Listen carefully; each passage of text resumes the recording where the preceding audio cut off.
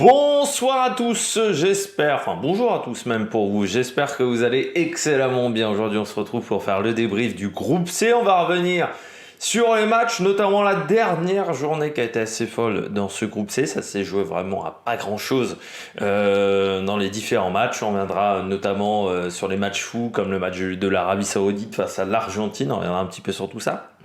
N'hésitez pas à vous abonner à la chaîne, à réagir dans les commentaires, à mettre un pouce bleu, à partager la vidéo sur les réseaux sociaux, notamment auprès de vos proches, vous pensez que ça peut les intéresser. N'hésitez pas à aller voir TikTok, n'hésitez pas à aller voir EPS 2.0, à écouter surtout EPS 2.0. N'hésitez pas à aller voir également les autres vidéos de la chaîne. On commence tout de suite avec cette Coupe du Monde, avec le groupe C.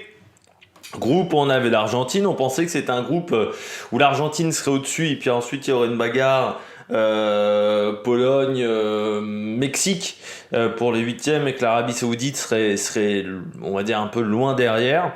Ça a été vraiment différent avec un groupe très homogène, avec une Argentine qui s'est fait prendre d'entrée par l'Arabie Saoudite, qui a eu un match compliqué, une première mi-temps compliquée face au Mexique, ensuite ça a été beaucoup mieux.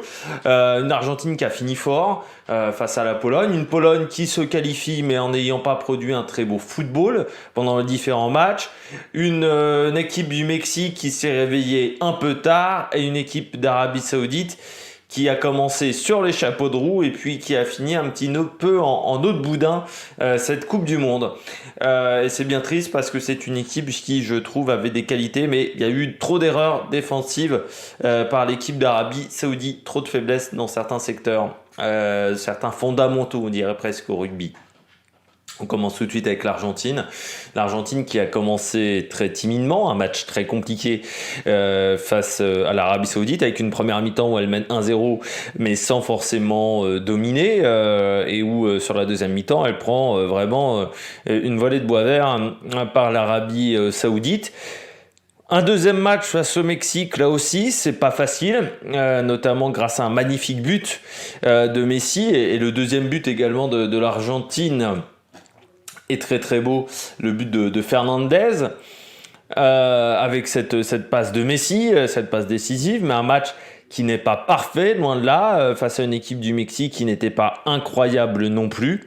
Et puis on termine fort par contre, on termine fort face à la Pologne, où là c'est un match très très solide, une équipe très solide qu'on a vue, et peut-être qu'on a enfin trouvé le 11. C'était peut-être ça le problème de l'Argentine, c'est qu'on n'avait pas trouvé le 11 avec un milieu de terrain qui avait un petit peu de mal. Là, j'ai trouvé le milieu de terrain de l'Argentine beaucoup plus intéressant, notamment avec McAllister, notamment avec Fernandez, avec une équipe que j'ai trouvée beaucoup plus intéressant au milieu de terrain que lors du premier match, avec également un replacement de Julián Álvarez. Voilà, j'ai trouvé cette équipe très intéressante et bien plus alléchante que sur les deux premiers matchs, même si on sent que c'est une équipe qui a besoin offensivement d'avoir de la profondeur, et c'est ce qui lui avait posé 30 problèmes lors du premier match, c'était la profondeur, parce qu'avec cette ligne de défense de l'Arabie Saoudite, elle avait été vraiment gênée.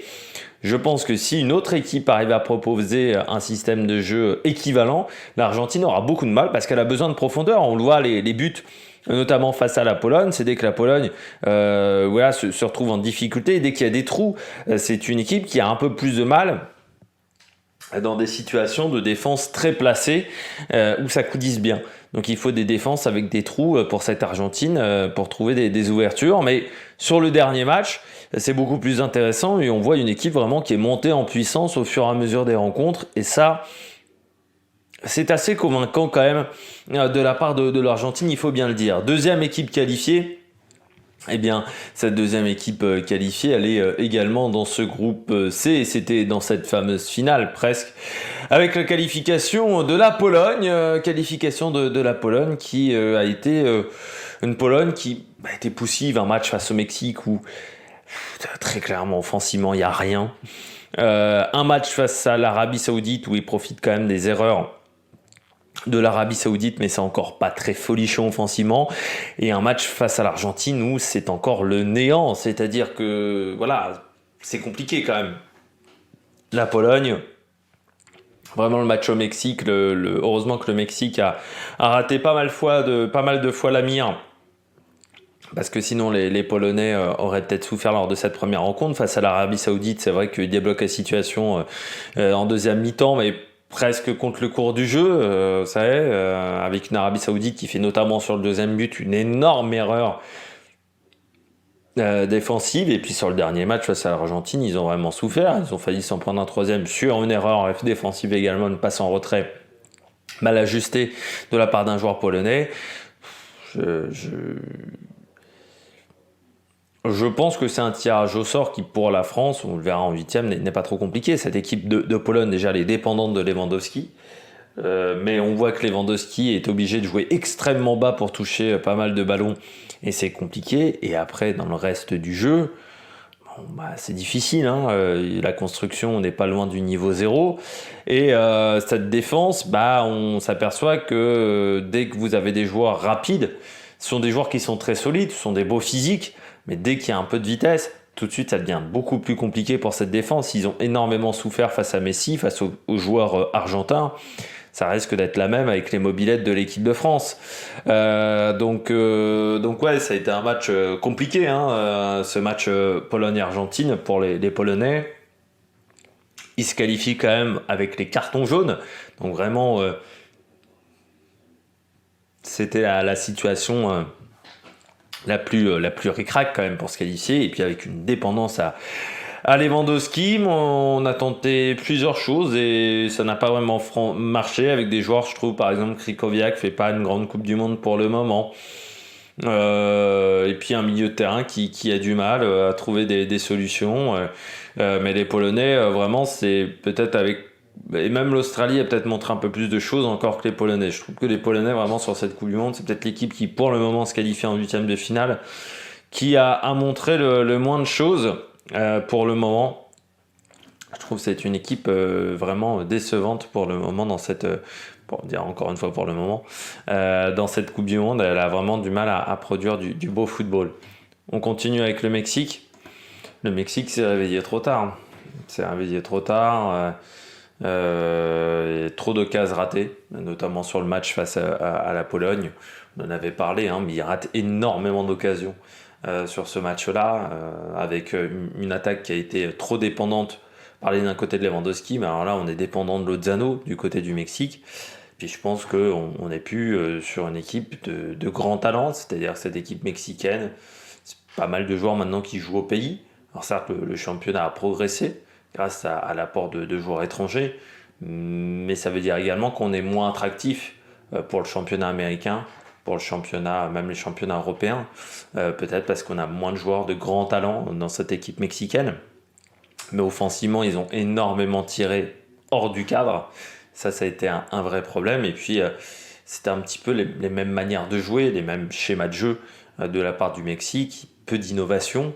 On passe par les côtés, on vient au centre, bon, ok, mais on n'a pas les plus grands joueurs de tête déjà au centre. Et puis, bon, bah, ça veut dire que tu passes beaucoup par Lozano, sauf que, bon, tu te fais awarder peut-être en première mi-temps. En deuxième mi-temps, tu règles la situation et Lozano, il passe plus et c'est plus compliqué. Bon sur les coups francs, c'est comme ça, notamment un magnifique coup franc marqué face à l'Arabie Saoudite. Mais trop d'approximations, trop de déchets techniques devant, trop d'approximations offensives et surtout trop de frappes ratées. C'est-à-dire que oui, ça tournait offensivement le Mexique, mais trop de frappes ratées. Après défensivement, bon, face à l'Argentine, je dirais qu'ils tiennent quand même plutôt bien la baraque. Il y a deux actions offensives très fortes de la part des Argentins, mais ils sont quand même dominés dans le jeu en deuxième mi-temps face à l'Argentine.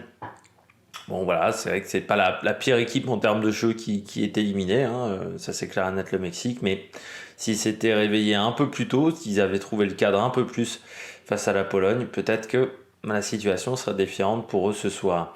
Et puis je termine avec l'Arabie Saoudite, ça a commencé très fort. Et puis, enfin là sur le dernier match, tu sens que le match face à la Pologne leur a fait beaucoup de mal mentalement à l'Arabie Saoudite. Peut-être que Hervé Renard n'a pas réussi à faire réagir ses joueurs suffisamment. Alors oui, il y a ce but en fin de match face au Mexique, mais ils sont quand même complètement dominés dans le jeu. Défensivement, c'est vraiment très hésitant sur ce dernier match, alors que la défense avait été vraiment extrêmement bonne face à l'Argentine. Ils avaient vraiment annihilé l'équipe argentine et face à la Pologne, bah, c'est deux erreurs, quoi, hein. Enfin, c'est une grosse erreur, surtout sur le deuxième but. Et c'est vrai que c'est un 2-0, mais qui est totalement contre le cours du jeu. Je pense que c'est ce deuxième match qui fait extrêmement mal à l'Arabie Saoudite. Parce que c'est vrai que dans le résultat final, bah, c'est vrai qu'ils ont 3 points, mais une seule victoire. Alors, ça aurait pu passer. Euh, mais bon, au final, ils finissent dernier du groupe. C'est dommage. C'est dommage avec seulement 3 points. Ils n'ont pas réussi à accélérer le rythme mais vraiment la rencontre face à la Pologne leur fait beaucoup de mal. Il y a trop d'erreurs défensives alors que sur le premier match avait été parfait. Donc c'est ça qui est dommage du côté de l'Arabie Saoudite. Bon, après on verra la suite avec Hervé Renard. Est-ce qu'il sera prolongé ou est-ce qu'il sera viré si l'objectif était la qualification en huitième de finale? On peut maintenant se projeter sur les huitièmes de finale. Deux nouvelles affiches sont connues désormais avec le match entre la France et la Pologne. Ça sera à 16h, heure locale. Ça sera le 4 décembre. Et puis, on aura également Argentine-Australie, ça sera le 3 décembre à 20h. Pour ces deux formations, je pense avantage Argentine, avantage équipe de France dans ces deux rencontres pour le moment. Et je rappelle que potentiellement la France pourrait jouer, elle sera match 52. Donc potentiellement la France pourrait jouer l'Angleterre en quart de finale si l'Angleterre bat le Sénégal lors de quart de finale, et ce quart de finale pourrait avoir lieu le 10 décembre à 20h heure française. N'hésitez pas à vous abonner à la chaîne, à rajouter un commentaire, à mettre un pouce bleu. Et puis nous, eh bien, on se retrouve pour de nouvelles aventures sur la Méric Production, notamment demain, groupe F. Beaucoup de choses à dire, je pense, à la fin de ces deux vidéos demain. Allez, ciao, ciao sur la Méric Production.